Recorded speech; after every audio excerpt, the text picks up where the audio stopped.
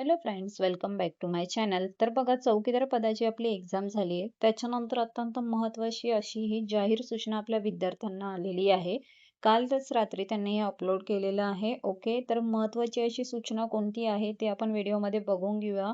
ज्या ज्या विद्यार्थ्यांनी परीक्षा दिली आहे त्यांच्यासाठी. ठीक आहे, तर बघा 6 ऑगस्टचं हे आपलं जाहीर सूचनाचं पत्र आहे.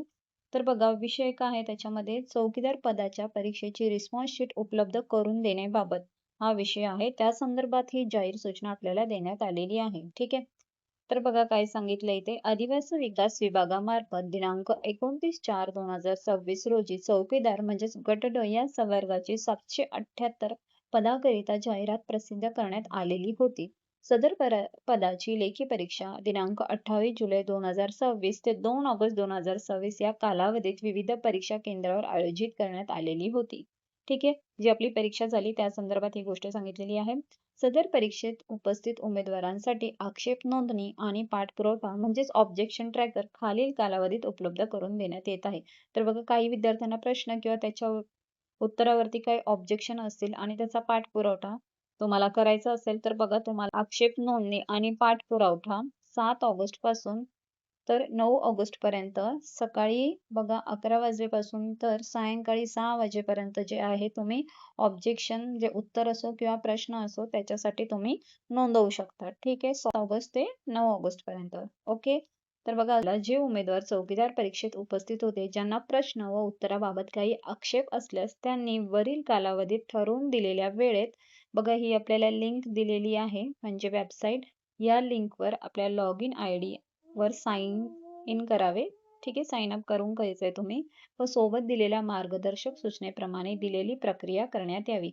सर्व उमेदवारांनी आपली रिस्पॉन्स शीट डाउनलोड करण्यात येऊन एखादा प्रश्न किंवा उत्तराबाबत आक्षेप नोंदवायचा असल्यास आक्षेप नोंदवावा या पर्यायावर क्लिक करावे.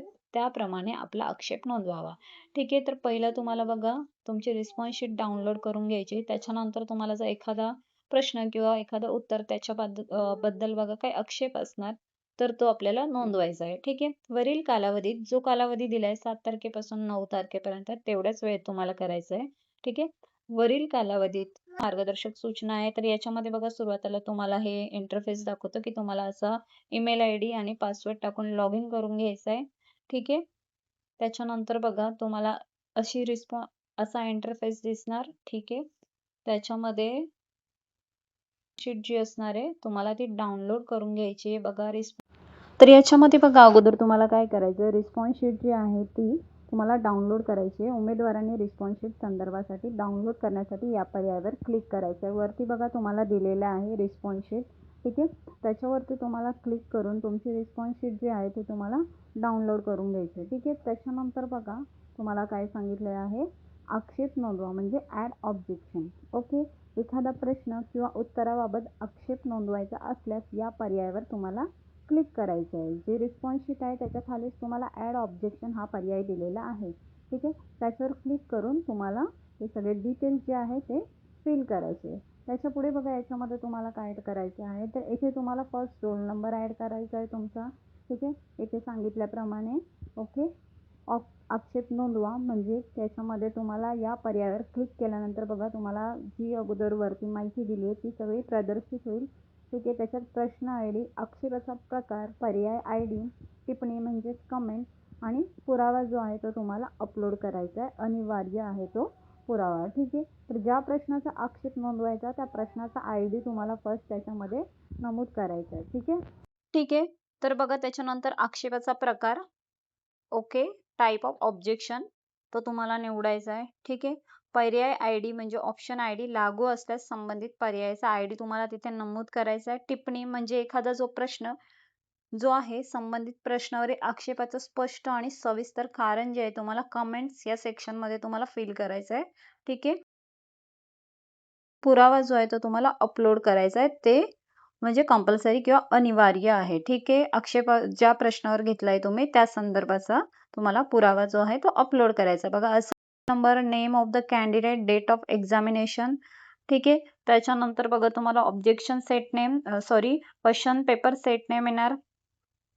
त्याच्यानंतर क्वेश्चन आय डी तुम्हाला सिलेक्ट करायचा आहे, टाईप ऑफ ऑब्जेक्शन, त्याच्यानंतर ऑप्शन आय डी तुम्हाला टाकायचा आहे आणि कमेंट्समध्ये जे पण प्रश्न असेल त्या संदर्भात स्पष्ट आणि सविस्तर कारण जे आहे ते तुम्हाला तिथे फिल करायचं आहे. ठीक आहे. त्याच्यानंतर बघा तुम्हाला अपलोड करायचा आहे पुरावा. ठीक आहे.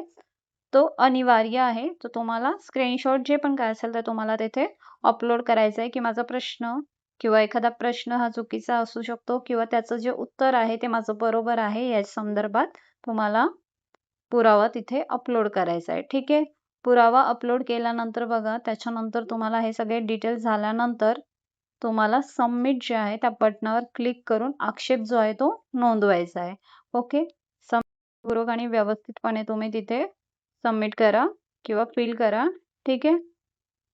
आणि ते एव्हिडन्स पण आहे अगदी व्यवस्थितपणे अपलोड करा. तुम्हाला सांगितल्याप्रमाणे तिथे माहिती पडताळून घ्या तुम्ही व्यवस्थित भरला आहे का नाही. ठीक आहे. तर बघा असे विविध अपडेट मिळवण्यासाठी बघा तुम्ही चॅनलला सबस्क्राईब करा आणि ऑब्जेक्शनची तारीख बघा 7 ऑगस्ट ते 9 ऑगस्टच आहे. दिलेल्या कालावधीतच तुम्हाला जो पण काही ऑब्जेक्शन असेल तो फिल करा. ठीक आहे.